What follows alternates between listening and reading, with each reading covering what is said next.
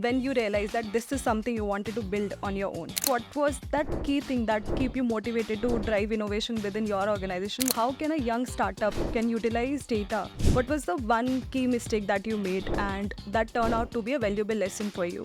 Innovation sometimes is not just sort of aha moment. I launched India's first internet portals. Coach.com as India's first search engine, Khel.com for real-time cricket updates. I would hardly talk to my wife because I could see my business not working out. It was bought by Satyam Infoway for $115 million. Thought I was God's gift to the country. That IIT education, US education, and here I could not do anything right.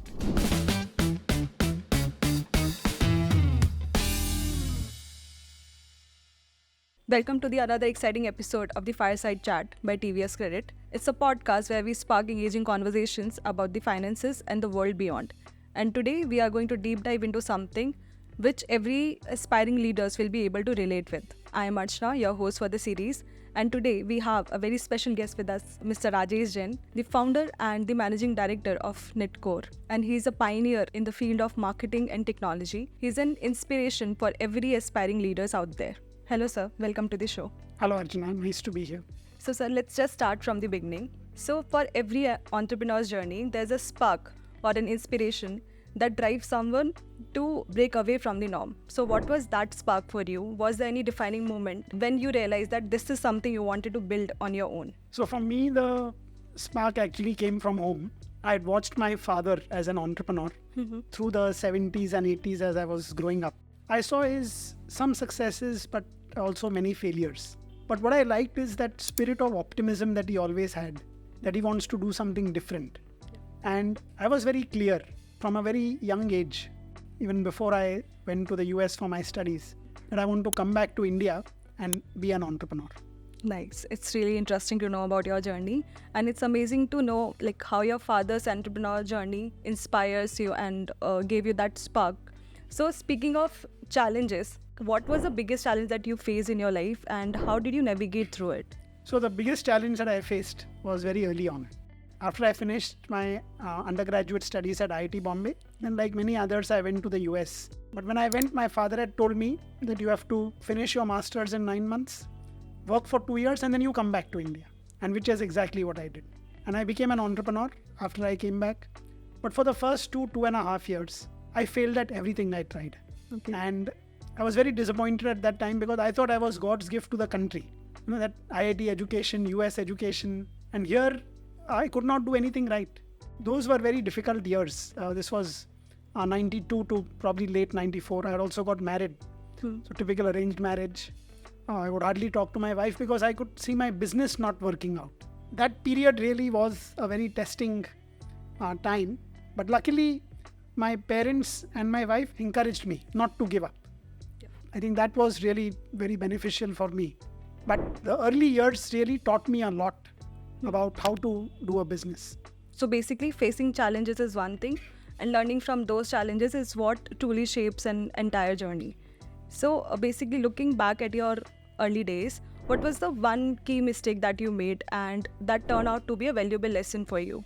I think the first 2.5 years, when I came back from the US and when I was trying to do things in India, the problem was that I focused too much on the technologies. Okay. So like I was very enamored with this image processing technology where you could take images from microscopes from other machines and then be able to get a lot of information by doing image processing algorithms. So very cool technology. I could count objects in an image. So when I showed it, people were wowed. But what I failed to realize at that time is that I did not have a problem that this was solving. So one big lesson that I learned from that was first focus on the problem rather than the solution. I ended up creating solutions one after the other in those 2.5 years after I came back. And every time I kept failing, not realizing, it was very hard for me to realize because I was a tech person. So I would just be fascinated with technology. And it's only later on when I focused on the problem that I actually got success. Nice. It's good to know, like focus on the problem rather focusing on the solution part. Great. So basically as business grow, like focus naturally shifts from just surviving to finding ways to efficiently scale the business. So what was that key thing that keep you motivated to drive innovation within your organization? What was that particular thing? So I'll tell you a couple of stories which will help bring this out. So the two ventures which I've done in my life, so people also have the context of what I'll be talking about. My first venture was India World, which succeeded. Late 94, early 95, I launched India's first internet portals. In this case, I knew the problem very well. Because when I was in the US and I wanted to come back, I found it very hard to get information on India. Newspapers would take a long time to come to the US and mainly only in the libraries. There was no real internet in that period. Yeah. So when I wanted to come back, I had to ask my parents to send me magazines, the computer magazines, to get a good sense of what's happening in India. So when the internet started taking off in the US in late 94, what I realized is that the internet could be a great bridge of distances, that we could publish content from India and it could be available to everyone globally in the very next instant. So this was a great innovation that we put together, where we basically took the fact that you have an underlying technology through the internet, but we are also solving a problem. And that worked so well because the non-resident Indians at that time, they came to rely on India World, samachar.com for news, khoj.com as India's first search engine, khel.com for real-time cricket updates, and then bawarchi.com for recipes. We combined a few things together to basically create a product which solved a problem, which was there was a gap in people's lives about the connection with India, and we bridged that connection. Nice. And that is really what helped my first company succeed. So India was 95 to 99. 99 it was bought by Satyam Infoway, SIFI, for $115 million. We were a very small company at that time. We were just under probably $1 million in revenue. We were one of the largest internet deals at that time. We were 20 people. My wife and I were running the business. That is what also taught me that innovation sometimes is not just a sort of aha moment. It's also, if you can put 2-3 things together, you can create something which does not exist or which otherwise would not have been possible. So here what I did was I combined the fact that there is the internet, which is coming up as a new technology. There is a gap in Indian content, and there is a need. Indians globally, at that time I remember we used to say that there were 20 million Indians worldwide. And by combining all of this together, we could create products which really filled the gap and created a business out of it. So how can a young startup or a young professional can utilize data to efficiently do the marketing campaign? So what is your take on that? Okay, so that brings me to also what my current company does, Netcore Cloud. So we work exactly in this space. Netcore has been there for the last 27 years. So what I'm going to now talk about is in the context of also what we do. See, really, if you look at a business, what is the number one challenge that a business with consumers faces? It's twofold. The first is, how is it that I can build a hotline with my customers? So that when I send a message, I as a brand send a message, the customer opens those messages and listens to me. Because if they don't listen, I cannot bring them back to my website or my app for doing the transaction. So that is the first problem. The second is, how is it that I can create relevance? How can I personalize the content to every person? Because if you get messages which are not very relevant for you, you will stop opening those messages. And therefore my hotline then goes away. The cost of not keeping the relationship going is that I have to go into the world of acquisition and ad tech, which is very expensive.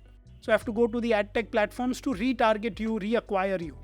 But if I can keep this hotline, and if I can personalize the content for you, you will open those messages and you will do what I as a marketer will want. And this is where the role of data becomes very crucial. Because every person is different. We are all leaving the breadcrumbs when we browse a website, when we browse an app, go through an app.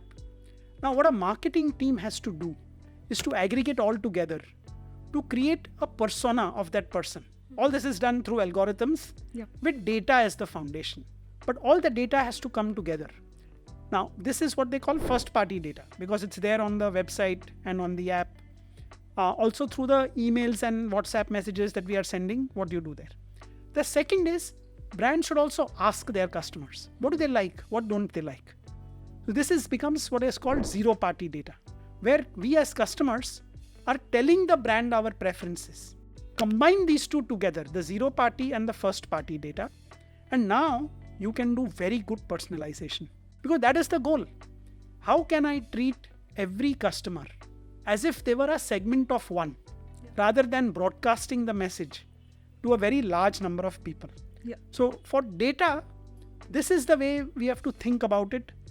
For marketing professionals, really the first goal should be, how do I solve the hotline problem? How do I solve the personalization problem? If I don't do that, my retention will drop.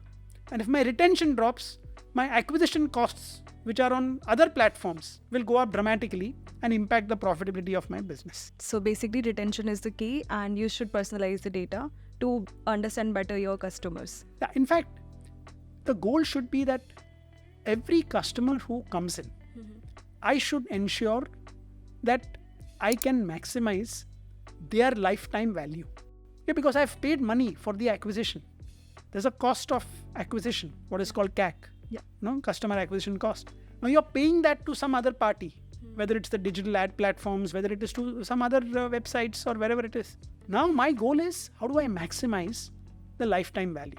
And that is where the whole data game begins. Data is the foundation today for every business.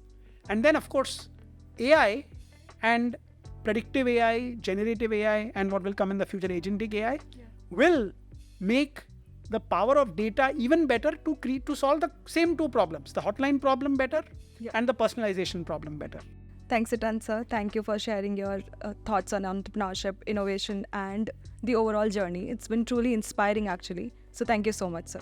And to all our listeners, I hope that this episode has sparked new ideas and new inspiration. And there is much more to come. So in the next episode, we'll cover what is that one key principle that you followed while building your core team. So where do you see this future of digital communication going? So is there any key advice that you want to give to the young aspiring leaders who are just starting their entrepreneurial journey? Focus on the problem, not the technology. Especially for young people, what they need to understand is what the technology can do. You don't have to know how the car works to basically drive it. More than words, it's the actions and the stories which really define a company.